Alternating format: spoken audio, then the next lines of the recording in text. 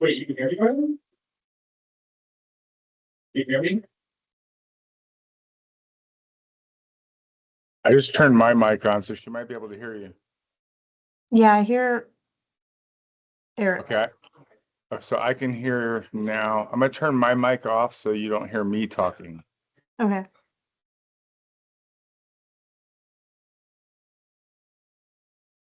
Yeah, she can hear from me. When he starts talking, she can hear me talking right now.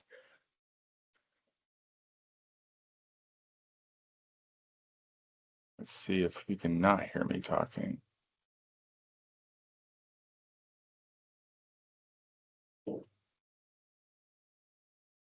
Okay, I'm gonna stop. I'm gonna keep talking, and then I'm gonna unmute myself. Okay. Actually, you keep talking. Do like a B C D E F G. A, B, C, D, E, F, G. Keep going. I'm gonna mute you. Okay.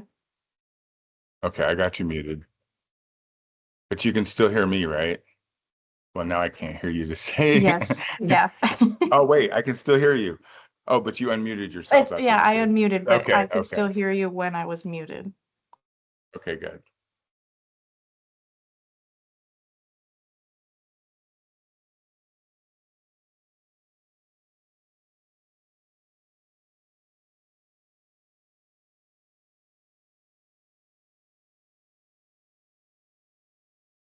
Doctor, could you do a sound check 1, 2, 3, 4, 5, 6? Can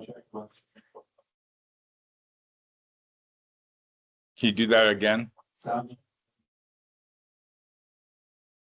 Did he sound okay, Riley? No. What did he sound like?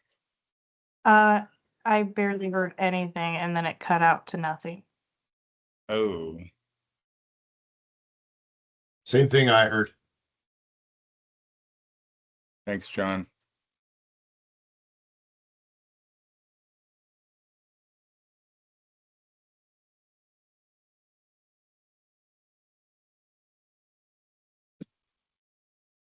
All right, I'm gonna mute myself. They have the ability to unmute themselves. Yeah. I'm gonna mute myself and then we'll see if we can unmute over there. Here.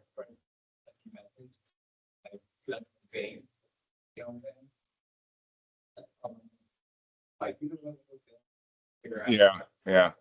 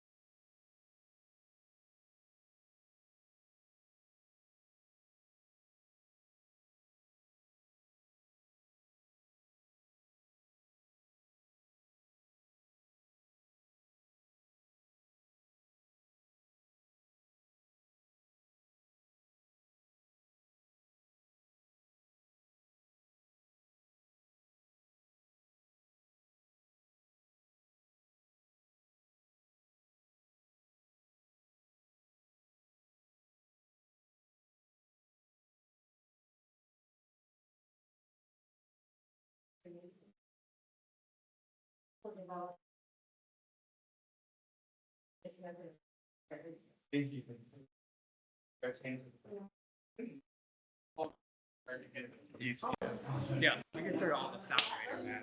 Yeah.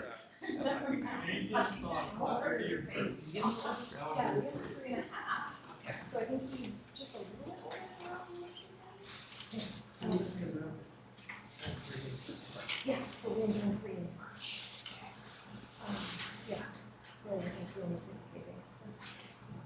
She is not how often does. Like, I think he's kind of used to just run around like a crazy person. he was just like watch everything, and then this year is his year to just completely feral. And I'm like, oh my god, he's children. He's in school. It is fast. So Charlotte's there for parents, and he's there for preschool.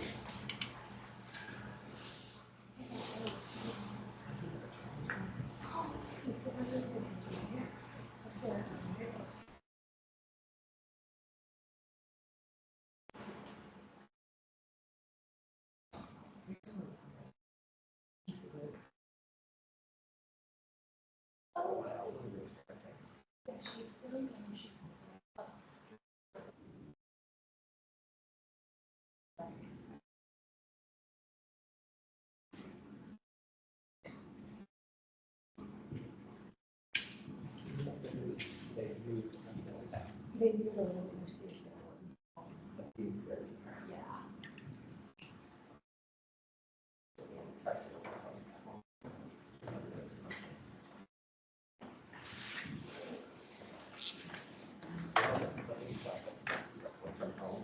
Like if you go in 5 days, which is really nice, but also, yeah,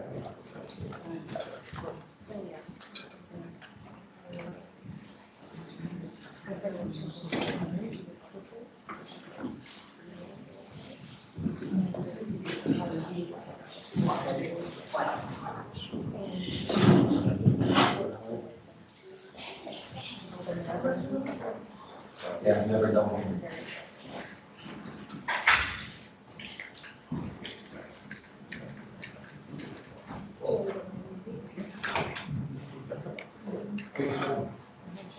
Good morning, everyone. Today we have Dr. Balinger. He attended University of Washington School of Medicine, and he completed his residency through the Boise Internal Medicine track. Along the way, he became interested in system-level working as a way to help improve the care of patients. Then he completed a master's in health administration at UW during his medical school years. Following residency, he enjoyed being a hospitalist at Harborview Medical Center in Seattle before coming back to Boise 10 years ago with his family and then joined St. Luke's Internal Medicine as a hospitalist. Since then, he served as a hospitalist medical director and then moved on to starting the tele hospitalist program at St. Luke's, which evolved to him becoming the medical director for the new hospitalist at-home program, which launched last November, which brings him here today to talk about this program. Awesome. Thanks, Dr. Bud. Appreciate it. Hey, good morning, everybody. It's good to be back. It's giving me a little bit of goosebumps. I still remember my second year coming over from UW. It was hot, but it was dry, which is unusual to me. I was growing up in a coastal environment and walking up and meeting Scott Smith for the first time and really being inspired. This place is the reason that I live here now and I work here and I'm raising a family here. And so thank you for the excellent care this place provides to our veterans and the incredible training that you provide that allows us to care for the community. Getting work just down the road from you all, it is clear the impact that this institution has on the rest of our valley, on our state, and in states beyond. So thank you. Thanks for having me back. So I'm here to talk about hospital at home. And starting off, just the classic painting of someone taking care of someone who's very sick at home. This used to be probably more common than taking care of patients in a brick and mortar hospital. Granted, that was probably because there really wasn't much in the way of evidence-based medicine back then, and people tended to go to hospitals to die as opposed to be alive a little bit longer. And so, over time, especially the last 150 years, care for acute patients has really moved into in the hospital environment with its own set of challenges, but also its own set of incredible capabilities, right? And now we're starting to, with further, technological evolution, starting to realize that we can actually start to bring some higher acuity care back home. So this is the agenda for today. Essentially, want to tell you, why. Why would we do that? Why would we take patients back home? We have perfectly good hospitals. What is hospital home? It's actually, if it seems like a foreign concept, that's good, because that's basically how just about everybody feels about it. There's not many training programs in the country right now that have a hospital home program affiliated with it. So most people had no experience either taking care of a patient in hospital home or even referring a patient to hospital home. We'll go over literature and outcome reviews, and then I'll share some more about the St. Luke's hospital home experience, how our last year has been. And then lastly, this is, I think, also the most exciting part, is what does the future hold? There's an incredible amount of potential there. So this is Ron. Ron Moser was one of our first patients. Was admitted, this is probably a patient someone admitted yesterday here out of your emergency department. Roughly 80-year-old gentleman with COPD and heart failure. We're starting on the tip of influenza season. Was admitted essentially with COPD exacerbation, influenza. It's going to be had a length of stay of probably about 3 or 4 days. Ron, a couple things that I wouldn't have known unless we brought him to hospital home. Was one is he's this incredible woodworker. So thinking about social determinants of health, for example, when you're taking care of a patient in their home, you have so much more insight immediately into the environment of the things that matter to them. So I was rounding on them virtually, and I saw these wooden bowls, and I started asking him about it. And it turns out he has like 40 of these incredibly intricate wooden bowls that he builds. And so to see how he was doing on day 3 of hospitalization, he walked me to his bowls and was able to speak in full paragraphs, and I could tell that his COPD exacerbation was doing much better. The other key piece of this is that Ron's wife was on hospice. They had an in-home caregiver about 8 hours a day, so the concept of being hospitalized in a brick-and-mortar hospital was very, very stressful for him. And so that kind of experience that he had with us is what led to him being essentially a spokesperson for us. He's been on our website, he's been on KTVB, talking about hospital at home. This is a state-of-the-art brick-and-mortar hospital bed, right? Telehealth enabled. A lot of thought has gone into bringing in natural light. Surfaces are able to be cleaned for MDROs. The parking's still terrible. You still have to leave pets at home. And you still have to leave your home to come see someone here. For our patients that live out west, driving into downtown Boise, for example, is regularly they'll say it's a nightmare for them and scary. And so while we can innovate this space, to truly innovate beyond it requires the outside the box, literally. And that's where the idea of going home is right. In, let's say, probably 10 years of being a hospitalist, I met maybe 4 or 5 patients' pets. I meet patients' pets on a daily basis. It's become let's say there's some memes in here related to pets, but it's really highlighted, I think, just what the capabilities of the home environment and the potential of the home environment is. Other reasons, so why did St. Luke's invest $10 million into starting a hospital home program? This is why. We have been the second fastest state for a decade. And for all of the patients that you're caring for here that move from other states, they don't bring their doctors, they don't bring a brick-and-mortar hospital with them. With our population growth, we also have one of the lowest per capita availability of hospital beds. Here is our basically number of patients within our St. Louis Boise Hospital. And so basically this is kind of projected out to 34, but we're already regularly boarding. When I started working at St. Luke's 10 years ago, we always had beds available. And I'm willing to guess that you all are having a similar experience here. The other thing to highlight is that to build a new hospital bed, roughly, when we built our Nampa Hospital, it's around, I think, $1.5 million per hospital bed. The price now, I'm talking with Chris Roth, our CEO, He's estimating from buying land to building a hospital, it's about $4 to $6 million right now per bed. And so at 7 years from idea to creation.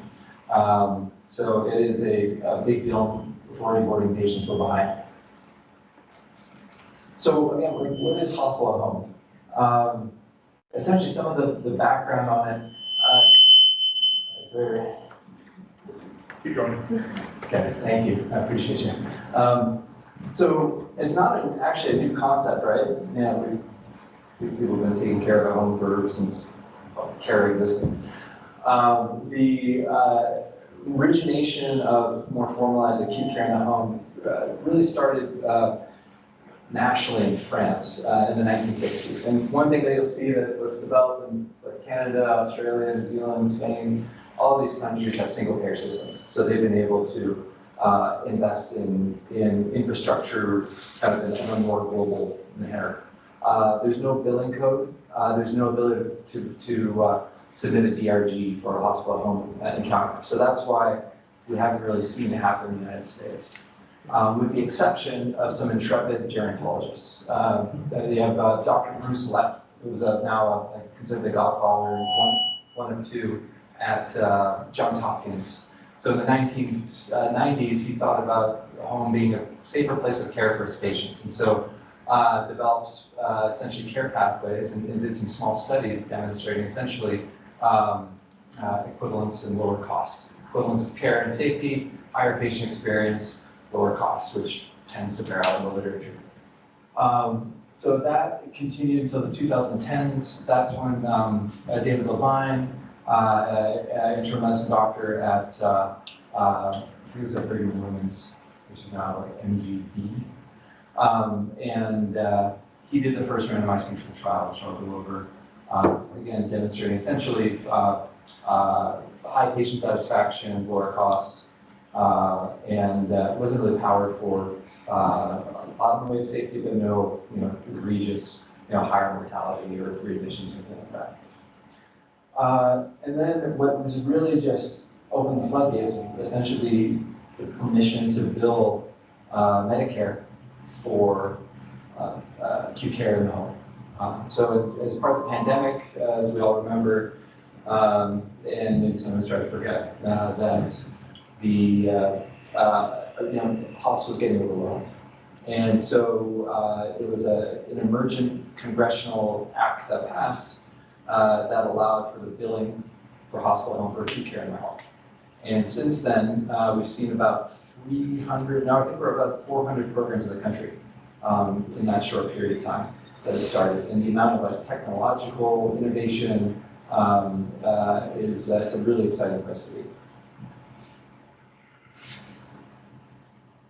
So in terms of how it looks, we have essentially a team of paramedics that are St. Luke's paramedics, not 911 paramedics, that are traveling throughout the valley, rounding on patients. Think of them as like your bedside nurses. They'll do at least 2 visits a day, and they can do all the things you can do on a med surg floor. We have APPs in our 3 Treasure Valley hospitals that are assessing patients, introducing the concept to them, and getting them transferred into the program. Then we have virtual nurses, virtual doctor. This is Dr. David DeMars, who was doing our first hospital visit in our program. And so we're in our virtual care center and both virtually and in person caring for these patients. So identify them in a brick and mortar hospital, transfer them home, set up technological, basically, what you would see in a med surg bed. They have a call button, they have vital signs monitoring, and they have a way to communicate with us. And then we're providing care in the bedside, and then really leveraging telehealth quite a bit.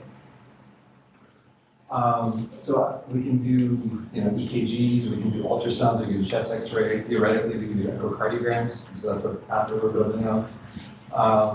So your bread and butter admissions, cellulitis, pneumonia, COPD, influenza is a great type of diagnosis for hospital home.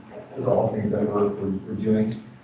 More advanced hospital home programs are taking care of bone marrow transplant patients, pushing chemotherapy.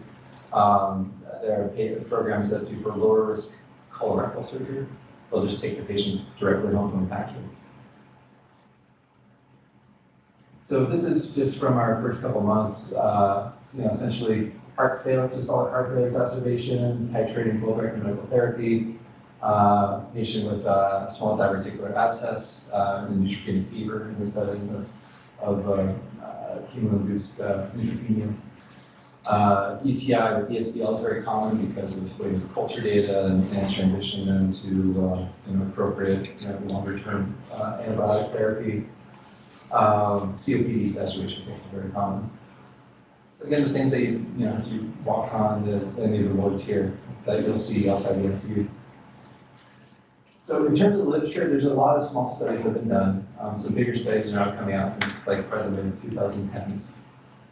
If anybody's interested in doing more of a deep dive, there's this thing called the Hospital Home Users Group. It's this kind of organically formed group mainly from the folks at Mount Sinai, which is the other kind of big area in the 90s and 2000s where hospital home kind of started to burgeon in the United States. But really good resource there. I mentioned David Levine, Harvard, he did a randomized controlled trial, the first one in the United States for a hospital home program. Relatively small, 91 patients. And a lot of it had to do with patients when he came in, or one of his colleagues came into the emergency department and said, "Do you want to go home?" They're like, and into a research environment, it was difficult to recruit. So I think they had like a 60-70% of patients just turned them down. And what they found out for those brave enough to do is actually they had a pretty good experience. The initial trial, the primary outcome was cost of care. So it was essentially a feasibility study looking at the economics to see if you could do, bigger programs, bigger studies. And as you'd expect, if you have to go in the home to get your labs, to get your X-ray, there's a bit more of a logistics barrier. And so there's just lower utilization of all those pieces. It's also as well, it's not captured in this data, but when you think about the cost of managing a hospital, physical space, it's a significant amount of money.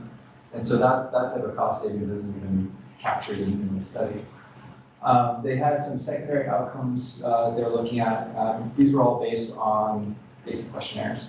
And they found that patients had improved care experience, they slept better, and then in general had a better perception of their care environment.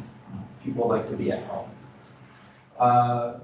And let's see here. And then the secondary outcome was around movement. And as you'd expect, if someone's in their own environment where they're comfortable, if someone is in their own bed where they're comfortable, they tend to sleep more, and they also tend to move around more. They're not in a full environment. They're not worried about making someone upset. There's no bed rails, and so likely some of the factors that I would hypothesize are why we consistently see much more movement in this environment. Next article was, this was actually a legal, congressionally mandated study. So it's part of the waiver, it's part of the act that allowed for us to build Medicare. Congress said that CMS needs to study what happened. And so this was for the first 11,000 patients, I think it went through 2023. So 18 months, 11,000 patients, and what they found essentially was median length of stay of 5 days, very, very similar to a brick and mortar hospital. We found a 7% rate of return to the physical hospital. So those are patients that need to be transferred back for any reason. It can be just not enough caregiving support at home. That's a big thing we'll talk about later. It can be, that they're just worsening, progression of disease. It could be they need a consultation or procedure. So it's common for patients to transfer back, right, around 7 to 10%. And other things that they found was that lower or similar mortality, 30 days. As you'd expect, SNF utilization was much lower. That part of that is patient selection. You're selecting more mobile patients. A lot of that too is that patients just walk a lot more when they're at home. And similar 30-day readmission rate, 15%. And this is the most recent one. So Michael Maniaci, he's at Mayo Clinic Jacksonville, he's their CMO. He started their hospital home program. A lot of research came out of Mayo Clinic. And so what they did is, so Mayo Clinic has probably the most impressive hospital home program. It really shows the capability of hospital home. So they have a command center, the virtual care center, like we've got at St. Luke's, is in Jacksonville, Florida. But they also care for patients in Arizona and Wisconsin at Mayo Scottsdale in Mayo, Wisconsin. And so they're really able to centralize care in kind of a hub and spoke model. And so using their 3 programs, they randomized 1,100 patients, and they essentially found that they had kind of trend towards lower 30-day mortality and unplanned readmissions was the primary outcome. This wasn't statistically significant. Their secondary outcomes were 30-day readmission, again, trending towards improvement, but not statistically significant. 30-day mortality was slightly higher, thought maybe due to these, actually the patient population that went home had was older and had a higher frailty score, so thought that maybe that had something to do with that. They had no patients die in the home during the study. And again, like a high rate of declination. Patients, for a number of reasons, be it caregiving resources at home is a big one, just comfort, this, the fear of going home. This is a new program, so that is something that is common and bears out on the studies. There's some self-selection by patients. At the end of the day, the goal of this study was to look at basically this as a non-inferiority trial. And essentially that's what they claim is that, when you look at the primary outcomes, secondary outcomes, that hospital home was not a inferior environment compared to their Mayo Clinic brick-and-mortar hospitals. This is from our own data. We track how often we're getting patient calls and getting to, why would a patient have a better care experience in hospital home. I think this is a big reason right here. So the gray is, numbers close to 0, and then, red is 40s, 50s numbers. And this is essentially looking at all the calls that we got from patients over the month of August. 3,000 calls, and I went through and added up, it's roughly 70, 80 calls that happened between 11 p.m. and 7 a.m. It's about 3%. So patients are sleeping. They're in their beds, they're sleeping, they're getting rest. It is usually the first day when they transition home, it's a little overwhelming. We bring them home, we're transitioning their equipment. When they wake up the next morning, they are usually through. So going about talking a bit more about our experience at St. Luke's. So we've been doing this for, we started November 4th, 2024. And so we've had about 400 patients, and we operate out of the St. Luke's, Boise, Meridian, and Nampa hospitals. And essentially we have an APP on the ground. This is actually a Mayo innovation that having an APP on the ground as opposed to trying to recruit patients virtually or with existing hospitals resources was just unsuccessful. You have to have a lot of knowledge about the program, and you have to have time to talk about the program and work through the kinks in order to get patients into the program. And so, so we have an APP, and we're admitting basically 7 a.m. till to roughly 10 p.m., which is pretty standard across hospital home programs. Patients don't want to go home at 4 or 5 in the morning. They're usually exhausted and they just want to sleep where they are. And so our APPs essentially, right now, one of our biggest challenges around payers. We have had access to about roughly 20% of patients that are hospitalized, just based on challenges with getting payers to be on board. So essentially, we've been taking care of Medicare patients.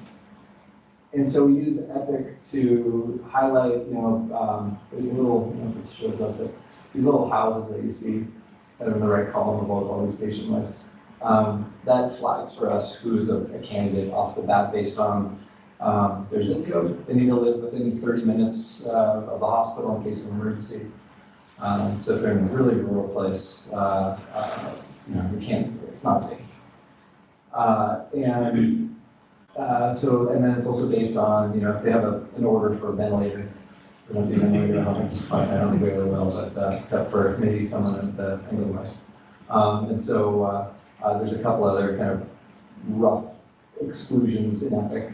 And then it's a lot of chart surfing.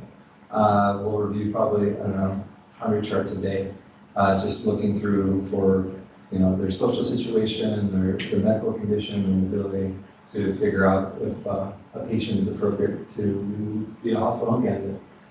And then the other piece too is that they have to be an inpatient. I don't know, thankfully I don't think we all have to deal much with inpatient versus ops, but it's a big deal in brick and mortar, kind of like St. Louis hospitals. So a patient has to meet that insurance status to be able to build their insurance. And then, as I was mentioning, we'll go through pretty in-depth assessment of their home environment. Do they have running water? Do they have a home? If they have firearms, are they willing to put them away? If they have pets, are they willing to put the pets away when we move them to the home? And then we go through essentially a virtual nurse will then even go in more depth, talking about clear pathways. Are we allowed to clear out the pathways? A lot of it just comes down to expectation management because we're taking a patient from a controlled environment, a brick and mortar hospital, to an uncontrolled environment. They're all relatively. And then after that, essentially we admit a patient to our program. Essentially the paramedic will come and pick them up.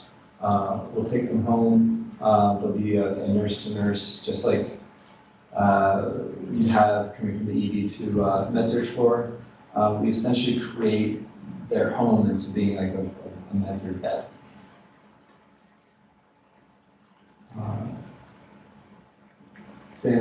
Patients have a wristband. We're one of the first programs in the country that's using barcode scanning. It's shockingly difficult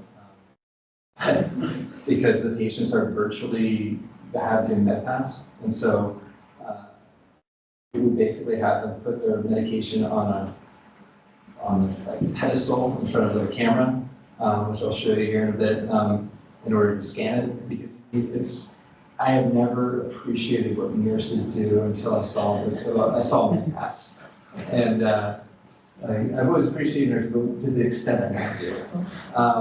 What's amazing about this is that patients get frustrated with MedPass because they're used to just giving them as they take them. And then the divulsion at discharge, I actually know what my medications do now because they're forced to be part of MedPass. There's no quicker way to do it other than having them handle their meds and look at the dose. And so that is a silver lining that comes out of areas patient dissatisfaction.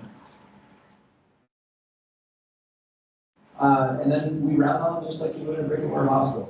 We use teams for multidisciplinary rounds every day at 30.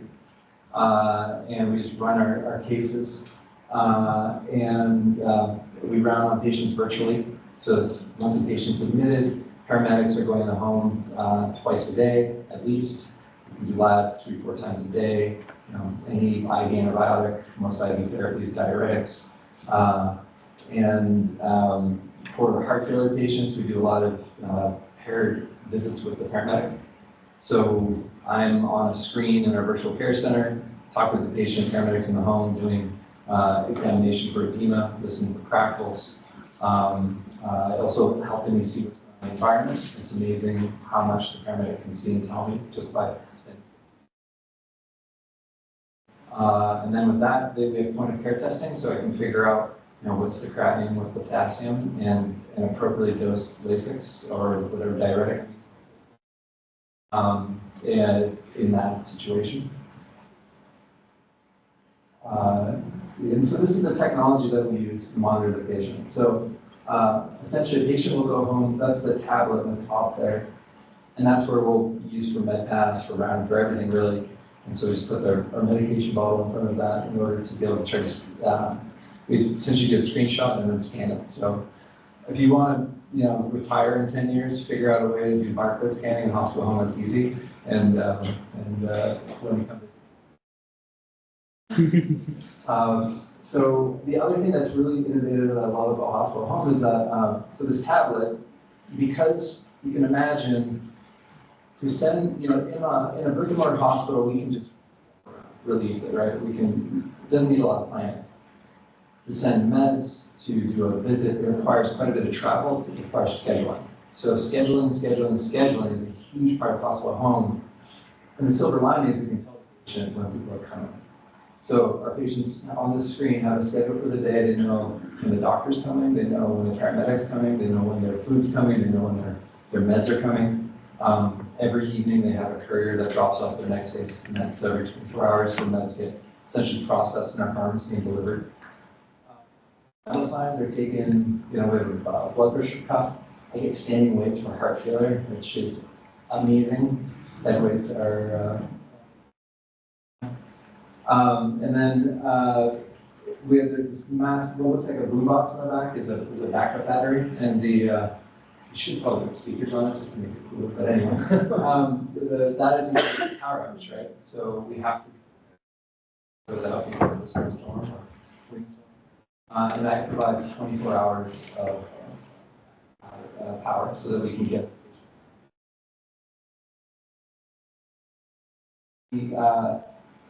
In terms of how the patients communicate with us, say like a patient's feeling worse, has a question, we give them a lot of different options.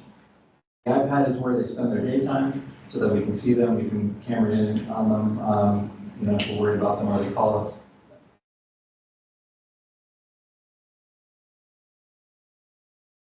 Then there's a back phone that calls directly to our nurses. So no dialing involved. And then they have a PERS device, a personal, basically rescue system. It's like a wristwatch, and you hit a button, and that would also alert us if a patient had a fault. We can use that. And then lastly, wherever they sleep, we put this other box, the white box, emergency. That's a big help button, the emergency response, and a way for us to talk with the patient through that as well. And then in terms of Wi-Fi, because we're doing everything remotely, it's critical that works. And so our routers have their Wi-Fi enabled, and then they have 2 different SIM cards on, I think it's AT&T and Verizon. So we have 3 different ways to connect with the patient if there's any kind of issues with telecommunication. One thing that I don't know if any of you have worked with Dr. Sky Blue, but an amazing infectious disease doctor, system thinker, early adopter for hospital home. And he has partnered us with the antimicrobial stewardship team at St. Luke's, which has been a game changer. Arguably, our care for infectious disease is probably second to none within the St. Luke's system because of the presence of an antimicrobial stewardship pharmacist on our own multidisciplinary rounds. And even with a small number of patients, I think they looked at 30 or 40 patients with community-acquired pneumonia. Our compared retrospectively our use of basic guideline-based therapy, duration of antibiotics, and appropriate antibiotic for pneumonia, and also transition to oral agents. So he's presenting this last week or this week at an IBSA conference, and essentially found that we were about 88%, 85% in line with guidelines, whereas our brick and mortar kind of matched cases were about 50%. So and then lower number of days of antibiotics as well. So really exciting work, and grateful to that team for partnering with us to take good care of patients. Lastly, as I was mentioning before, right, I think not many people have worked in a hospital home program, had exposure to it. And same with me, you're talking with the most senior hospital home physician in the state of Idaho. I've been doing this for not quite a year, but pretty soon. So, there's a lot of, we have to be humble. And we have to be willing to speak up when we make mistakes. So that is the environment of care that we have to create, because the only way that you all will learn if you're practicing in this environment or another with hospital home, to trust the system is if you believe that this system and you see that the system provides good care to your patients. And so our cornerstone of our operations, everything we do is based on quality outcomes. Be it we had some issues with our point of care testing not matching with lab testing, and doing a root cause analysis of that, we found out that we're drawing off of IVs and probably causing hemolysis, which then led to improved kind of education about appropriate phlebotomy with our paramedic team. When we have a patient that transfers back, we've had a handful of patients that require 911 activation. So we don't have lights and sirens on our vehicles. So if a patient needs to get back quickly, that's the way to do it. So stroke symptoms, MI symptoms are just rapidly escalating, worsening respiratory failure. Those are patients that we're going to call 911 on. And so we'll do essentially a root cause analysis when that happens. And so far, those have all been quite positive, but we've also figured out a lot of different ways to improve our system. So that has been an absolute cornerstone for program development. So in terms of our own personal outcomes, we're now up to just over 400 patients. We've saved about 1,200 hospital bed days. Our average census is about 4, and that's really driven by our payer mix. We just got approval though to really double our number of payers, hoping that our census is close to about 8 or 10, probably within the next couple of months. And our length of stay, this is just within our program. We take patients that transfer from the floors, and so those patients, when you add on that length of stay, we're roughly where our brick and mortar stays are in terms of length. This is the thing that keeps me going. We look at percent of people that give, these are top box scores, meaning 5 out of 5 on a Likert scale, which is, I just found.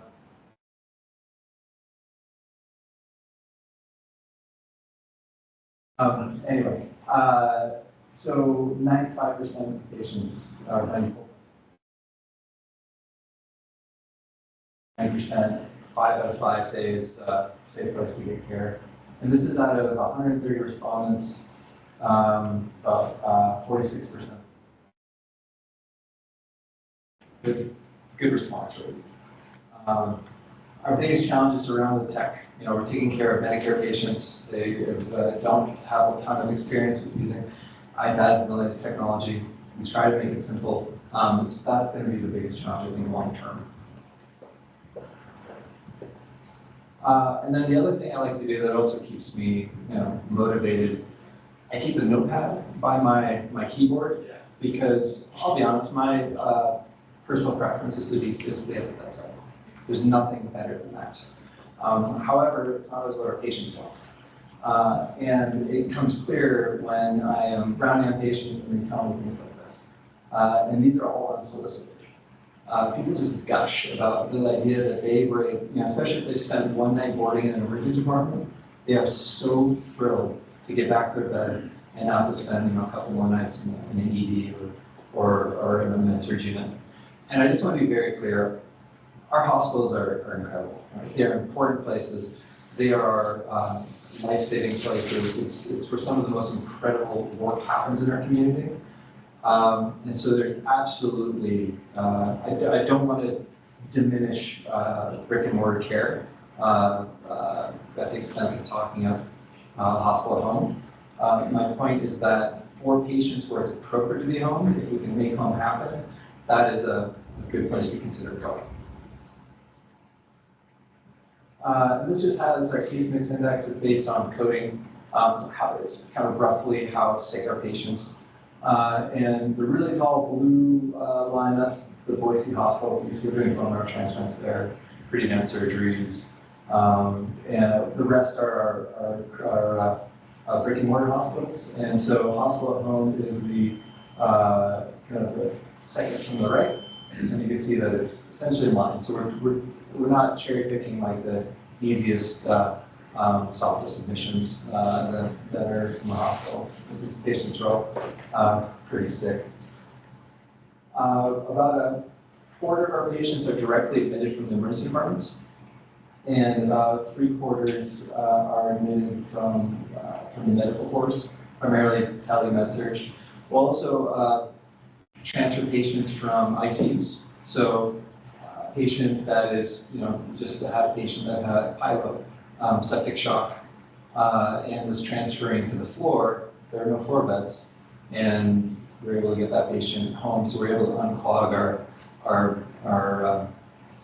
system essentially, our patient flow with hospital home. And this is just a list of just the various diagnoses, chart diagnoses. So you can see a lot of patients are acute hypoxemic respiratory failure, all comers, right? Be it heart failure, be it viral bacterial pneumonia, pleural effusions, malignancy, ILD flare. That's a really big part of what we do. I'd say heart failure exacerbation is where we really shine, because we're able to take care of a patient in their home. We see what they're eating. We can really counsel them on their medications, and also just point of care testing plus daily weights. We can really titrate diuretics really well in the home environment. So this is also just looking at our mortality. We don't have many patients with catheters, so our CLADI rates are 0. We do have quite a number of central lines though. Because we take care of a lot of patients that have staph bacteremia that have stabilized, that are transitioning home. So a lot of central line use with really, we haven't had a collapse yet, knock on wood. And similarly to what some of the studies I mentioned earlier bear out, that patients have very low rates of subacute rehab usage, partly due to patient selection and partly due to just the amount of mobility that we're able to provide. Hospital home for a patient who's borderline, so they're walking 100 feet, but they're unsteady, they have a lot of home support. Those patients that really want to go home but end up doing subacute rehab, just because we don't know how they're going to do in their home environment. Hospital home is a great resource in that situation. So this is where it gets really fun. Well, not this part. This part's kind of frustrating. So we've been paused because of the government shutdown. So we have a waiver in place that was due to be renewed. But I think if you go back to late 2024, we've gone through a trial period. There's incredible bipartisan support. There's been a couple of bipartisan bills to extend hospital home for 5 years. And then December 24, government shutdown. So they mandated the waiver to allow for us to bill Medicare tied to continuing resolution spending bills. Well, the last one that was supposed to get continued hasn't passed. And so while we're basically tied with the government shutdown, waiting for the government to reopen, to be able to bill Medicare again. But this is a bill that's already in its finance committee. We've had Mike Simpson has come by our virtual care center, Senator Crapo. Senator Rich is one of the co-sponsors for the bill to do a 5-year extension of hospital home. So very confident that this is going to be extended. Again, it's one of the only bipartisan bills in Congress. And so right now in the short term, it's frustrating because we're not able to care for patients until government reopens, but the long term, even the short term, it's very bright. So challenge, right? I showed you a census of 4 patients a day. Like it's not that big. Bigger hospital home programs, the biggest is Atrium Health in North Carolina, 12 hospitals, 70, 80 patients a day. So you're starting to get the scale there. And these are kind of the initial challenges. One is I mentioned caregiving. Right now, a patient has to be able to ambulate on their own, relatively, or have a caregiver in the home that will help them ambulate. More advanced hospital home programs provide health aides. I think that will be a big piece as we scale and can justify the expense of hiring health aides, just like we have in a brick and mortar hospital. You mentioned the logistics networks. That is ripe for all sorts of innovation. Our biggest challenge right now is just communication, right? For me to talk to the bedside nurse is just essentially a one-to-one message. When we have a paramedic in the home, it's now three-way messaging. So how do you get all three people in conversation without leaving someone out? And so that everybody's in on the plan. So that's the big area that we're currently focused on. And in general, our processes, this is Kathy, she's one of our veteran hospital home nurses, and how do I help make her job easier to do so she can focus more on the clinical and less on the logistics. Commercial payers, I mentioned, we're in conversations right now with commercial payers, we're contracting with commercial payers for hospital home. We've had some success now where we're going to take all Medicare Advantage patients. Before we were just taking one plan, so we essentially doubled our patient population, which is great. But 8 patients, 10 patients, we need to be able to do more to really have a meaningful impact on our bed shortage. The biggest one, the hardest one, is us. It's culture.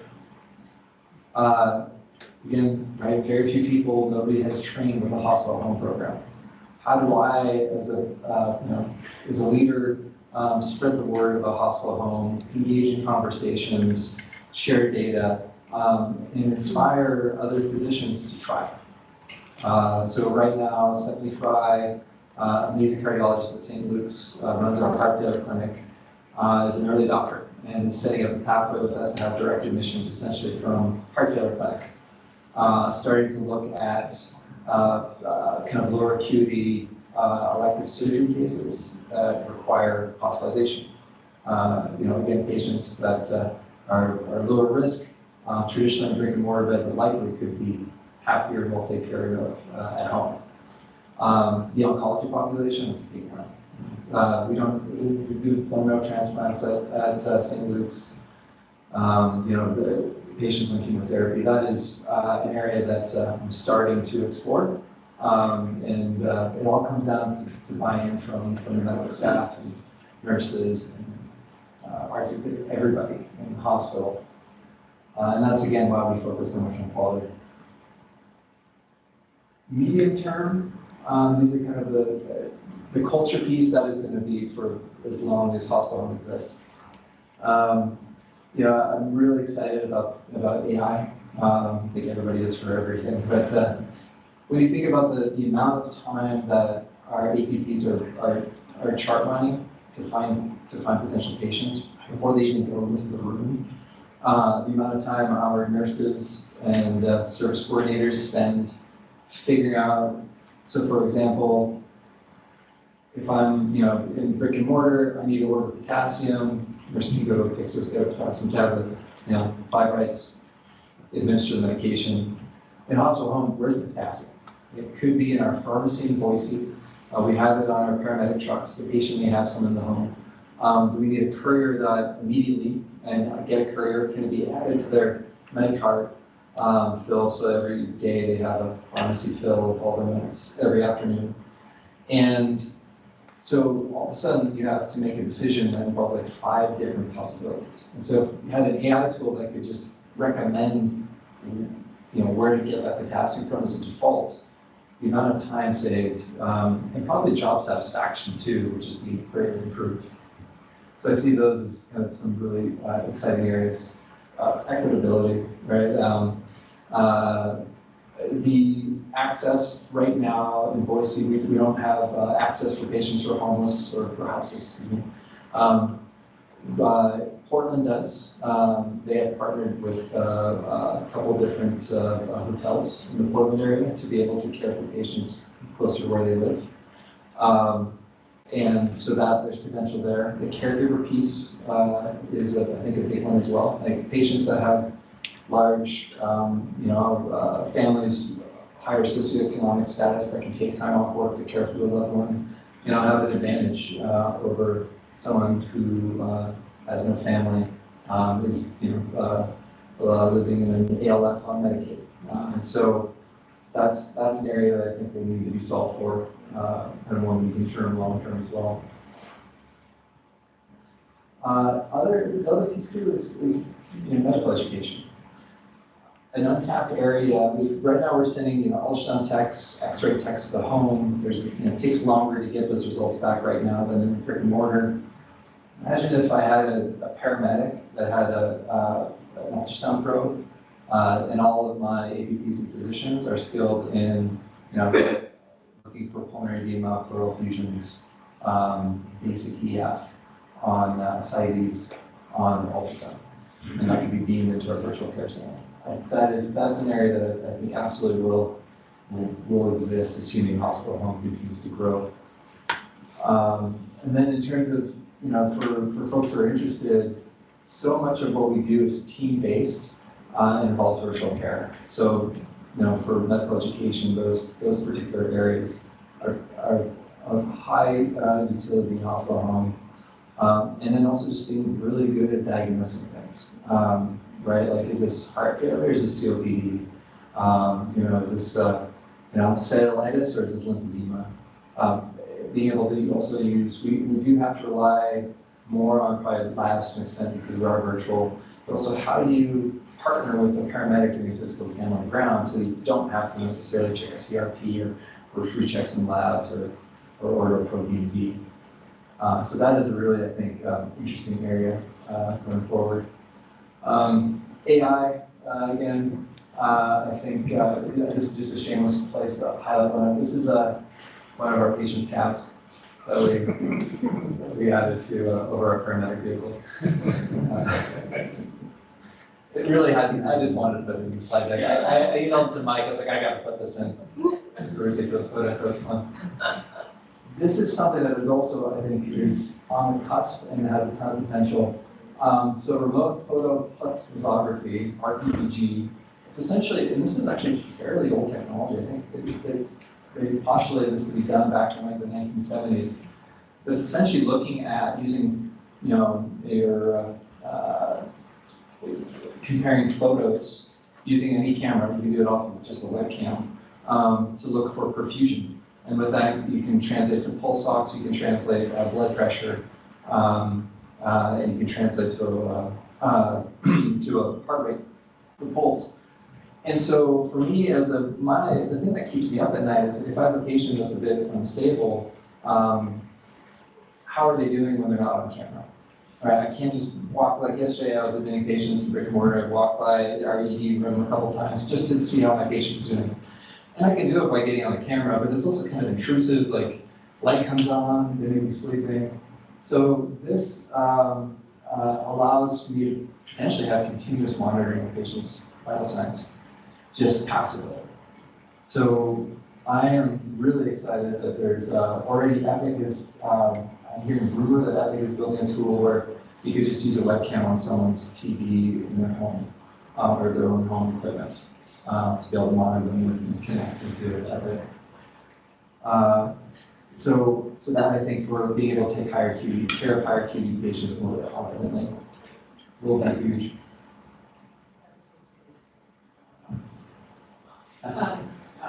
In the COVID era, this has been associated with this where visits in Yeah, just like post.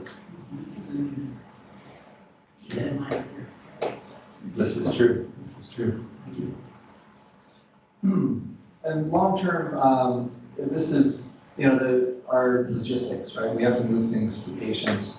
Harvard is already using drones and piloting using drones to be able to take things out to paramedics in the field. So say a patient needs potassium, we can potentially use a drone to apply it to them. So we'll see how that goes. Yeah, culture, and regardless, So at the end of the day, I just want to finish on the note of if you can receive similar quality of care, which environment would you want a patient to be in? This is Mr. Comments. He was like our 10th patient. And his pup wasn't sure if he wanted a very big beauty. Taking a photo or not. Experience. So welcome back to the future. Next slide.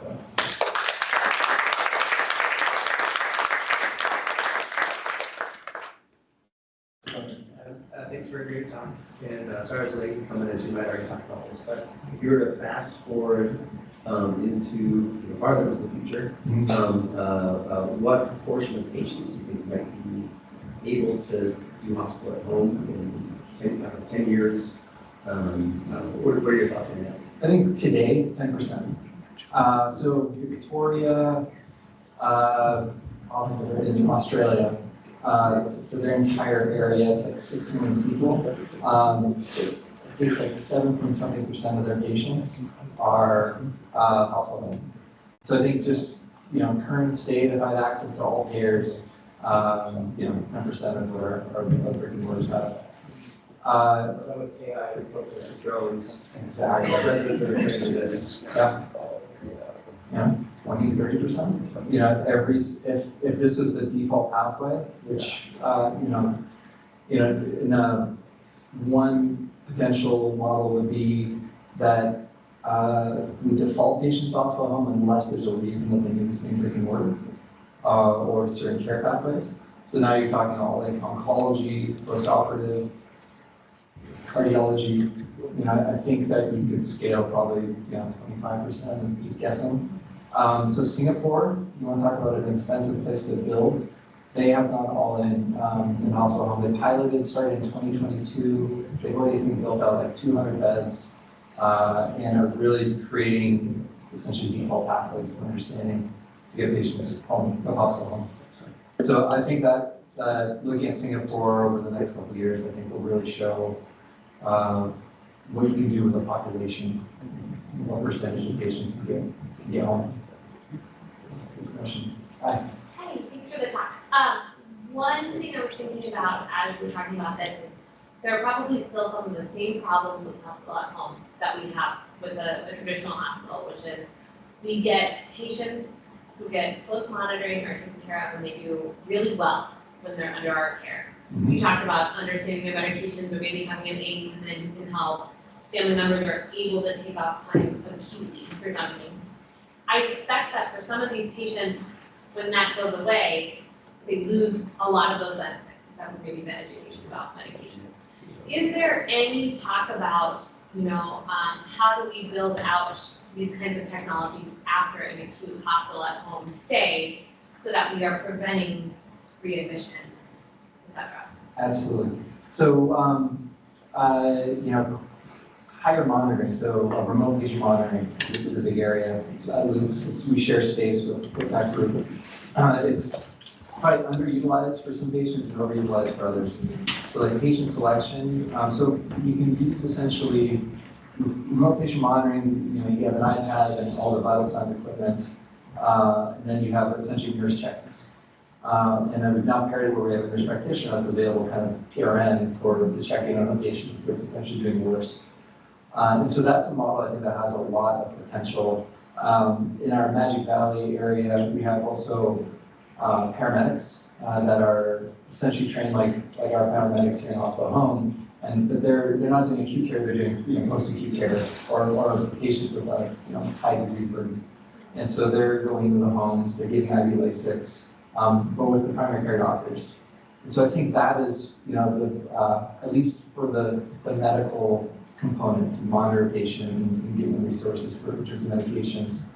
The broader, one thing that I've learned from this work is just how challenging the caregiving environment is for elderly patients and just elderly people in our community. There aren't a lot of resources, and there's a lot of defaulting to assisted living, and then with Medicaid cuts, I'm very concerned about that. So I think there's that other piece that is a bit external that has a profound effect on our patients. Thank you. Yeah, I have a question. Thanks for the great talk. Is there any data specific to heart failure patients? Because you do feel like they would be highest field for this. And you talked about how patients learn their medication this route, but one of the issues with heart failure patients is I think they never quite get into routine at home to be successful in their management about what they need to do with their day. And so with something like this, where they're having that routine kind of created for them in their home, to see if then there's any like longer term cues that they're like, oh yeah, this is when I do this now, this is when I do this is when I weigh myself, this is when I do this. Has there been any like specific research into that? I haven't heard of a specific care pathway for that piece. It's a really good idea, and one that, because we're really small, could try. Right now, what we've done is create a pathway around just, that shared visit with the paramedic, so that we standardize our care for heart failure patients. But beyond that, in terms of the education piece, we're now partnering with that's where I think we could do a lot with our heart failure clinic, because they have heart failure educators that go into brick and mortar and educate patients. And the power of that type of one-on-one education in the home environment, if it's structured, especially like, let's set you up with the schedule, I think it would be really powerful. There hasn't been a specific study that I've seen. Cleveland Clinic, Florida, which has a pretty sizable hospital home program, has just looked at retrospectively their outcomes. And I can't remember if it was the same or better in terms of 7-day or 30-day readmission rates. But similar, like higher patient satisfaction scores, and that's a really good. I think that's an area of tremendous potential. So most of my patients live in ALFs or memory clinic or memory units, and I just wondered if you've mentioned it a couple of times. I wondered if you could just talk a little bit more about: are you able to deliver hospital at home in an ALF or a memory unit, or not really? Like what happens there? If they'll let us. So it's similar to like asking a patient, hey, do you want us to take care of you at home while you're acutely ill? And they're like, this is a good idea. And so whenever it's just the complexity of, we can approach a patient, they'll agree to it. However, the ALFs are then worried about liability, what they're responsible for, as I would if I was running an ALF. And so what we're now trying to do is build relationships with those ALFs, introduce the program. So that's like St. Luke's Hospital Home 2.0, is developing those relationships with some of our, like the terraces, for example, we've had some initial conversations with. And so at the end of the day, yes, that is a great patient population for hospital home. Especially those higher rates of delirium, so being able to not have to move the site of care, increase mobility, etc. Good question. So, and there's a lot of programs that do take care of ALF patients. The only patients we can't take care of are those that are in skilled nursing facilities, because just the billing. They're in a post-acute environment. You can't combine an acute environment with a post-acute environment. This is incredibly fascinating stuff. I know it's super new still, but I was wondering if there are any thoughts about residents or students, other trainees getting involved in the future of this, grows to become. I would love that. It has to happen, just because it's such a unique care environment. And it's also just it's an exciting place to be right now, because there's a lot of innovation going on. So I think, especially if assuming that the 5-year waiver goes through, I think there's going to be really an explosion of possible home programs across the country, because of just the demographic challenges, the cost challenges, and for those of you who are familiar with the quadruple aim, right? Higher quality, lower cost, high patient satisfaction, high clinician satisfaction. This is the first thing that I've been involved in that really I'm convinced achieves all of those. And so I think it'll grow because of that. And I think the only way it's going to be the only way that we're going to truly innovate to its potential is with education.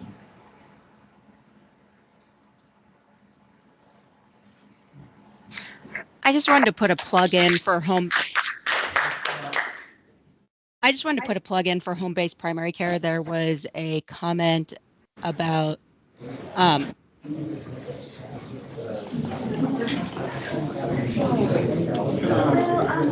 you imagine, like, someone who live in a memory unit or they never want to go back to school. But trying to treat, and the hard part here about like really flexible about the phone.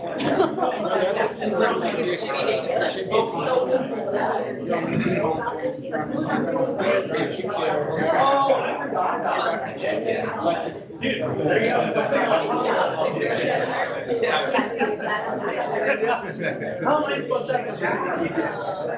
and it's very possible, evaluation by, I think it's level. And they ride in the ambulance with them, and I'm just checking if the paramedics, and then they're just like, "You okay here?" And they're like, "Yes," and then they go, "Yes."